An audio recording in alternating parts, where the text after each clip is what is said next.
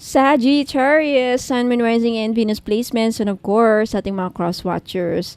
Ayan, magandang araw po sa inyong lahat. Welcome or welcome back po dito sa Bono Magus PH. My name is Angel Francia Feliciano.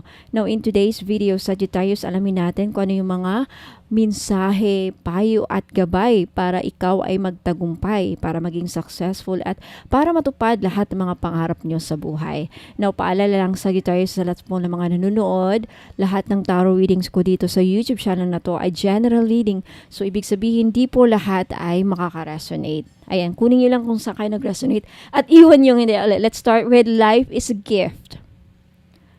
Life is a gift. Next energy is Oracle cards, you have the Soul Awakening. Ayan. Next Oracle card. Mamaya isa-isahin natin itong explain. Pursue Happiness. Okay. Next is Stay True. Ayan. And then, kukuha naman tayo ngayon ng mga tarot cards para sa karagdagang mensahe, payo at gabay na galing sa yung mga spirit guides, galing sa universe, galing sa mga archangels at sa iba pang mga gabay ninyo, no? Ayan. Again, di lahat ay makaka-resonate nito. Kunin nyo lang kung saan kayo mag-resonate. Ay, masyadong madami. Kunin nyo lang kung saan kayo nag-resonate at iwan yung hindi. Ayan, masyadong madami. Shuffle natin ulit. Okay. Another mensahe, payo at gabay.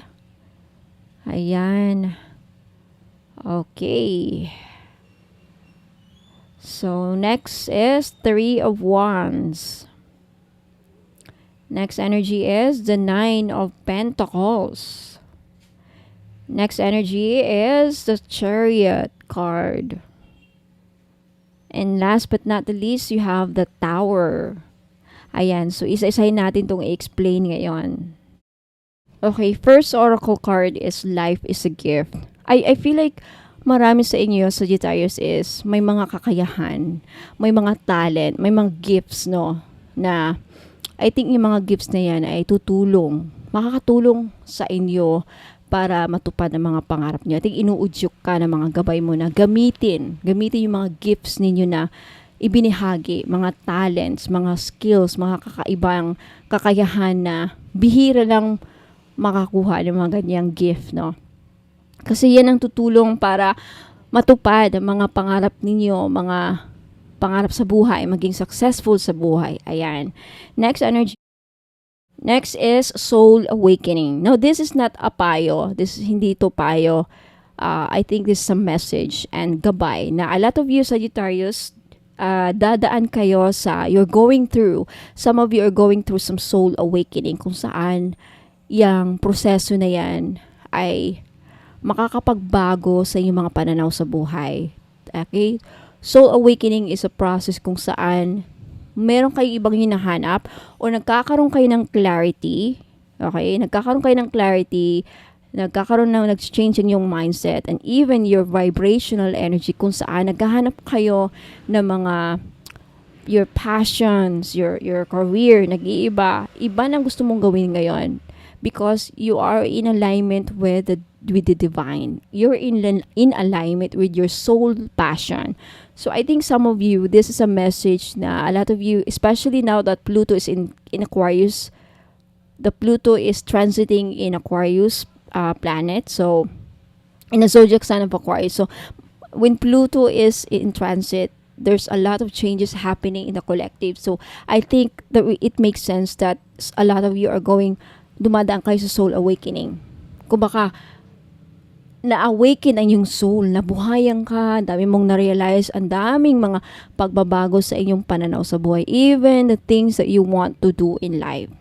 So this is a message that because you're going through some soul awakening, malapit ka ng mag-iiba din ang goals ninyo, mag-iiba din ang mga ano ba ang pagiging successful, ano ba ang definition mo sa pagiging successful, something like that.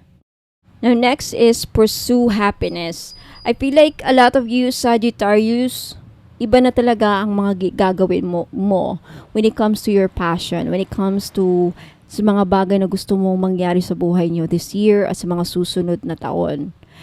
Now, gagawin mo na yung kung anong makapagpapasaya sa'yo. With regards to your career, sa gusto mong gawin sa negosyo, paano kumita, paano dumiskarte, paano magkapera. I think gusto mong iugnay sa mga bagay na saan ka masaya. Like for example, kung hindi na kayo masaya sa mga trabaho ninyo, I think magpapalit kayo ng trabaho kasi you're looking for something that gusto mong kumita and at the same time nag-i-enjoy ka or you're happy doing it, something like that. And next is stay true. Okay, ang message dito na nakikita ko because we're looking for payo, we're looking for advice, paano maging successful at maging matagumpay sa negosyo or whatever, ano mga financial goals niyo or sa job or whatever. I think, especially sa mga Sagittarius dyan na may negosyo, may mga goals, ang mensahe, ang payo dito is stay focused, stay loyal to your dreams, stay true to your passion, stay focused talaga. Huwag kayong madistract kumbaga. Kasi kung madidistract kayo, mawawala kayo sa landas, mawawala kayo sa mga goals niyo. Okay? And madidelay din ang inyong mga goals kasi nadidistract kayo sa mga ano man yung mga distractions. It could be love life, it could be family problems, it could be your parents, it could be your siblings, it could be anything na madali kang madistract. Okay, any distractions. Next is the 3 of Wands. Okay, for those of you who have business, may mga negosyo dyan, there's a need na mag-expand if totally na gusto nyong matupad ang mga pangarap ninyo. And I think makaka-resonate kayo. I think, and there's also the need na mag-ano pa ng ibang sideline. Kunyari, ang employee ka lang, isa lang pinagkakakitaan ninyo ng pera, pagkukuhanan ng pera through work. I think the message here, payo, is mag-sideline kayo, mag-business kayo, or for those of you na meron ng business, kailangan nyo mag-expand, mag-branch out, para talagang totally matupad ang mga pangarap niyo. Okay, next. Next is the 9 of Pentacles. Sad to say, some of you, hindi lahat, sa mga ka-resonate lang, sa matatamaan lang, okay? I think some of the Sagittarius here, o yung ibang hindi siguro na nakakapanood dito, I think some of you are, sad to say, ma-social or very social ang lifestyle. So, pag social ang lifestyle mo, magastos ka sa sarili, inuuna mo yung lifestyle mo, wala, hindi mo matutupad yung mga pangarap mo, financial goals, kasi we're talking about Pentacles, okay? So, the message here is, wag masyadong magarbo sa lifestyle, masyadong magastos sa sarili. I think, ang inaano sa'yo ng gabay is, kailangan mo maging kuripot, kung gusto mong yumaman, kung gusto mong ma-achieve mo nga yung mga financial goals mo. Financial goals, we're talking about financial goals because this is the 9 of Pentacles, and Pentacles are talking about money. Now, the Chariot. The Chariot card talks about making the right decision. Pag-desisyon ng tama. So, hopefully, lahat ng decision mo ay tama. Hopefully. All we can do is hope and making sure na tama ang mga decision natin. I think yan payo. I think some of you siguro sa there's mali-mali mga decision nyo in the past. And I think there's a need na magbago sa mga decision ninyo. Pwede nyo ma-apply ito sa love life. Mali ang taong pinakasalan nyo, mali ang taong binahay nyo, or mali yung taong pinagkatiwalaan nyo. I think there's about a wrong decision na pag mali talaga ang desisyon, may malaking epekto yan sa buhay ninyo. Babagsak, hihilain ka pababa. So, in order for you maging successful, umusad, matupad ang mga pangarap mo, make it sure na tama ang mga desisyon nyo sa buhay. Making the right choice in your life. And if not the right choice, what you think is best for you. Yan ang Chariot card energy. What you think is best for you. Ano yung best sa sitwasyon mo, makakatulong sa sitwasyon mo, makakatulong para makausad ka, magtagumpay ka. Ayan. Last but not the least, you have the Tower. Okay, the Tower card talks about, this is about changes. And minsan, unexpected. Hindi mo inaasahan, masyashock ka. So, I think, and also, the Tower card is about upgrade. Upgrading, up-leveling. So, I feel like inuusig ka ng mga gabay mo, Sagittarius, so, na if may mga changes, may mga pagbabago na kinakailangang mangyari sa inyong negosyo, sa inyong trabaho, sa inyong love life even kailangan mong i-embrace, kailangan mong tanggapin kung ano mang ano mang pagbabago ang kinakailangang mangyari. Para yan sa iyong tagumpay, para din lang sa inyo yan. Okay? So, Sagittarius, Sun, Moon, Rising, and Venus placements, yan po ang mga mensahe, gabay, at payo para kayo ay magtagumpay sa lahat ng aspeto na yung buhay at kayo ay maging successful sa buhay ninyo, negosyo, love life, or saan nyo man ito ma-apply sa inyong buhay. Maraming salamat. Let me know if nagustuhan ninyo by liking this video. And if you want to claim all the good messages na narinig nyo dito, just leave a comment. I claim this message. And for those of you who are interested, sa mga interesadong sumali sa libre lang naman magpahula during live lang. Sa live broadcast, during FB Live or YouTube Live, nagpapahula po ako once a week, either Saturday or Sunday. Make sure lang na nakapag-subscribe kayo para ma-notified kayo na may live. So, make sure na nakapag-subscribe kayo at na-click niyo yung notification bell.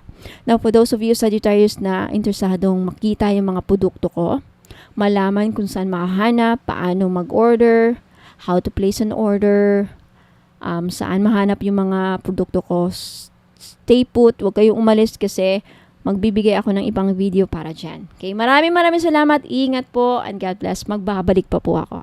Hello! Ayan, so mga interesado pong makita yung mga produkto ko, ayan, lahat po ay nakalista or all of my products are listed on my website.